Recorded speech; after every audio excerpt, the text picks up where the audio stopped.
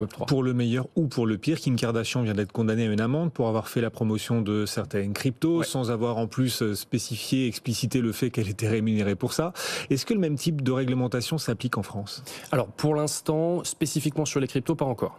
Pour autant, l'AMF et l'ARPP, donc l'autorité de régulation professionnelle de la publicité, sont en train de travailler sur un communiqué et des écrits qui vont permettre de réglementer tout ça. Ça existe déjà dans l'influence traditionnelle, mais ça n'existe pas dans l'influence qui est liée à des actifs spéculatifs.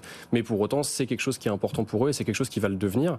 Même si c'est déjà le cas aux États-Unis, c'est pas encore le cas en France, mais ça reste un sujet extrêmement important et il faut dans tous les cas donner il faut donner des directives dans cet écosystème puisqu'il y a trop de choses qui sont laissées faire aujourd'hui et qui sont potentiellement dangereuses pour les investisseurs. Exactement, il faut donner des directives. Comment est-ce que vous faites, comment est-ce que vous donnez des directives aux influenceurs avec lesquels vous travaillez, mais dont vous dépendez aussi? Alors il faut être droit, il faut être honnête.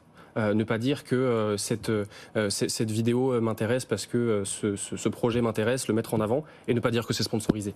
C'est une mauvaise pratique en soi, puisque derrière vous cachez le fait que vous êtes rémunéré pour ça. Donc la règle d'or, c'est d'être honnête dans tous les cas, de toujours dire cette vidéo est réalisée en partenariat avec. Pas besoin de dire c'est un sponsoring, on peut l'amener, mais il faut toujours être clair.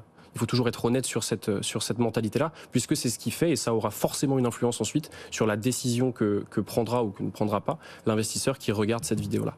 Vous avez quel âge Non, mais 24 ans. 24 ans, vous avez 24 ans, on a trouvé donc encore plus jeune, toujours plus jeune. 24 ans, vous y êtes mis à quel âge? Je suis pas le plus jeune sur ce plateau, hein. Petit clin d'œil à Valentin. Valentin Demey, il a quel âge Valentin? À distance, toujours avec nous, hein, Valentin Demey pour Cryptos. Quel âge Valentin déjà? Vous vous en souvenez quand même, Guillaume, depuis le temps.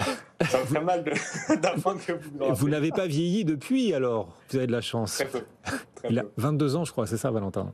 23. Ah, voilà, il a gagné un an quand même. Il est comme nous. Et vous avez 24 ans. À quel âge est-ce que vous êtes intéressé à ces questions de blockchain, de Web3, etc., etc.? Je me suis lancé à peu près comme une majorité des personnes dans mon écosystème au bull run de 2017. J'ai investi une partie de mes économies, j'ai tout perdu. Et après, j'ai commencé à m'intéresser à la technologie derrière. Et c'est comme ça que je suis vraiment rentré dans cet écosystème et que j'ai découvert ça par passion, qui est devenu mon métier aujourd'hui. D'accord. Le fait d'avoir perdu vous a pas dégoûté? Non, pas du tout, parce qu'en fait, ça m'a encouragé à utiliser les bonnes pratiques et de me dire que justement, il fallait pas juste que je me fie à des pratiques marketing. Il fallait que je comprenne derrière ce qui se passait. Ok. C'est comme ça que voilà. Et on en arrive là. Qu'on en arrive là et qu'on progresse. Hein. L'échec est moteur de progrès.